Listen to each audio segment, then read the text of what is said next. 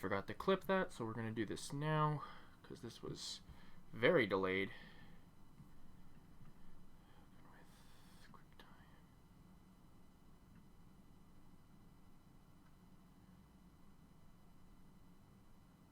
Right, okay, this is where I want to clip that. Let's go to the full screen.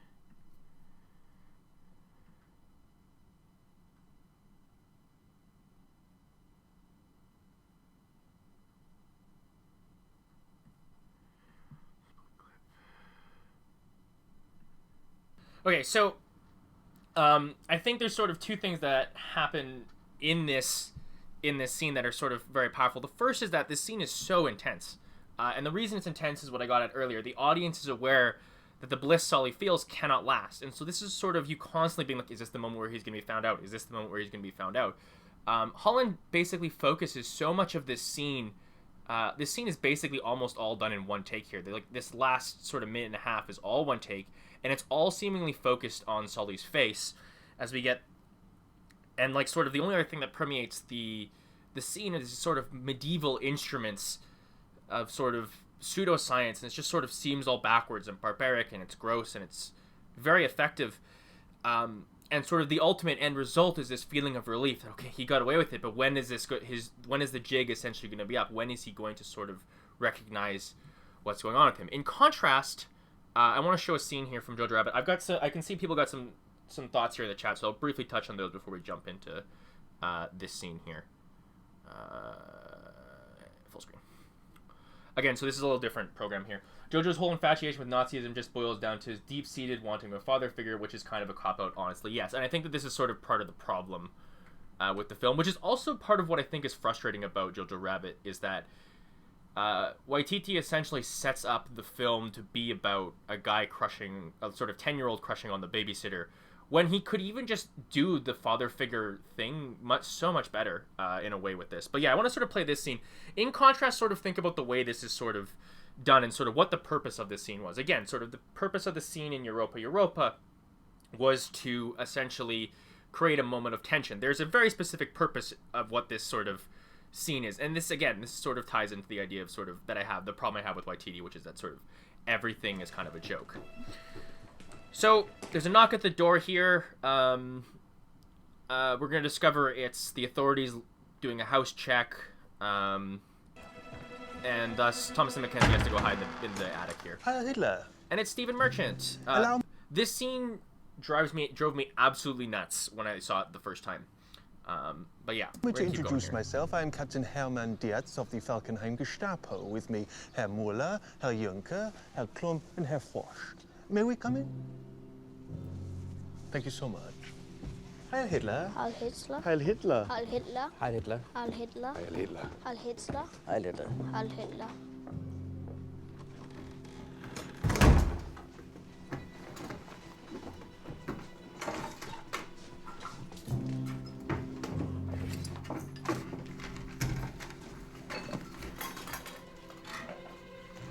So they're searching the house for sort of abnormalities. It's sort of a scene, a lot of cuts and edits.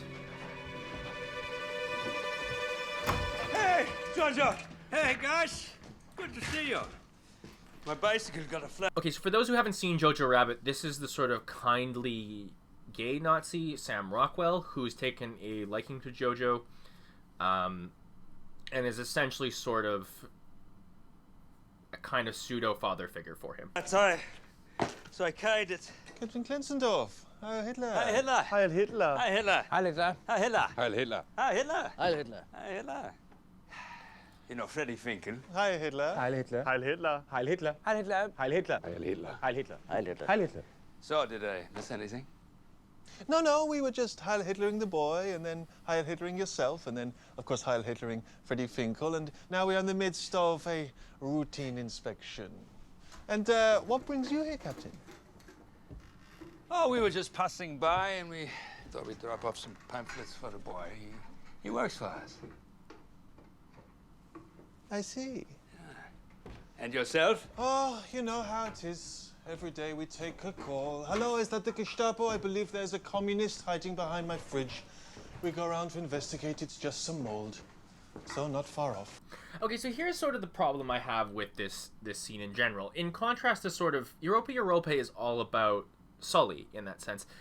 This scene is essentially a giant joke.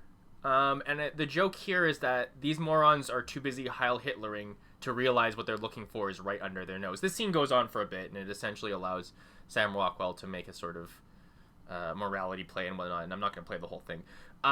But I think this sort of underlies precisely my sort of problem with Jojo Rabbit is, in a sense, which is that there's so many sort of interesting things he can do, and yet he chooses to sort of make the most obvious joke at every point. Again, the sort of rough idea here being David Bowie's Heroes does not make you cool, quirky directors. You have to make your own film cool. And that essentially sort of wraps up what we're sort of going after here with Jojo Rabbit. If there are any questions, comments, concerns you want to throw out here before we wrap up, please let me know in the chat. Now is the time to sort of drop it in the chat.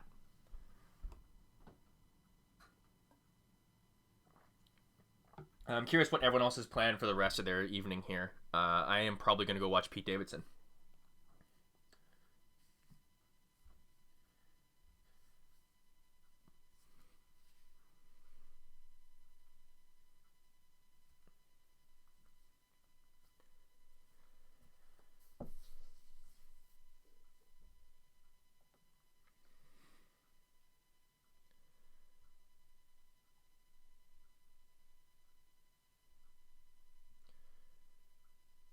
Yeah, it definitely is a naive conception of love.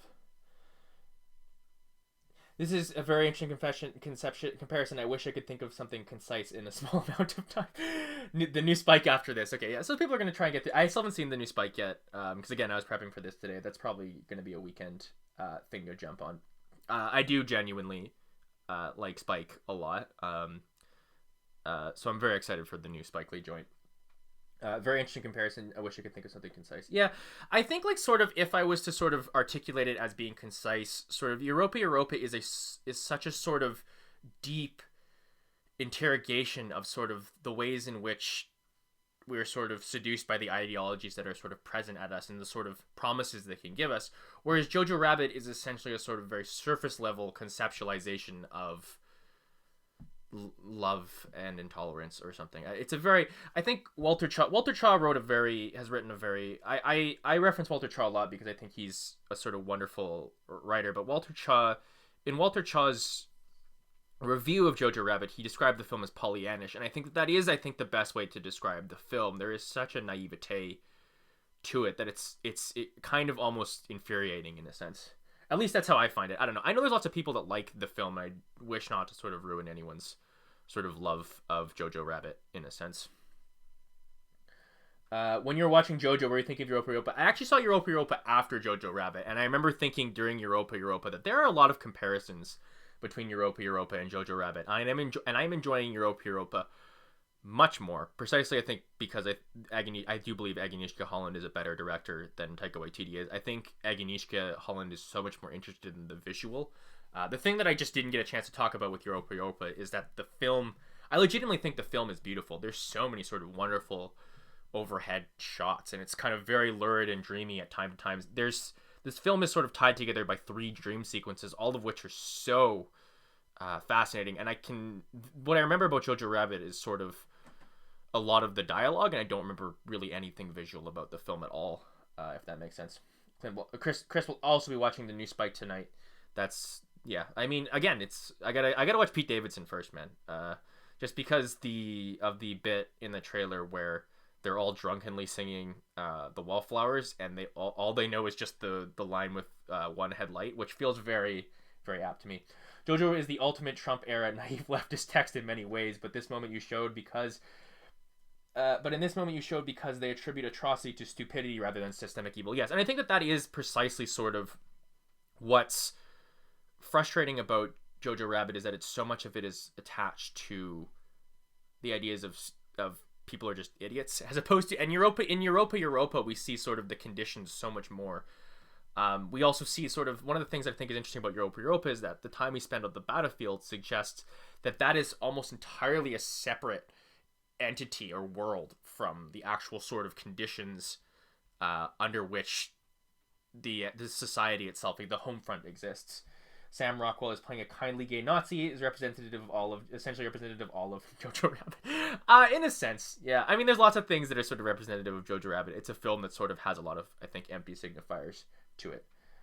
Fun, but also, why is this fun? Yes, I would agree. That's sort of, I think that's sort of the best feelings I have towards Jojo Rabbit. In a sense, fun. I don't know why this is sort of fun. That's what I sort of feel at the best of time. At the worst of times, I'm just sort of greatly irritated by where he's going. If there are any other sort of questions, comments, concerns, now would be the time to drop it. Otherwise, we're going to sort of essentially wrap this up here. I said this was going to be shorter, and it was, but like still it was close to an hour, so you know.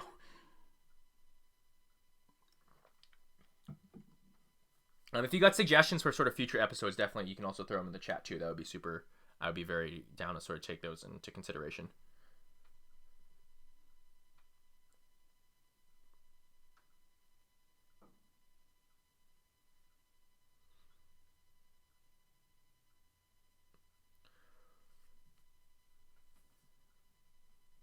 Alrighty. I think we're gonna essentially call it a day here. This is essentially gonna be the end of film studies on Twitch. Round 2.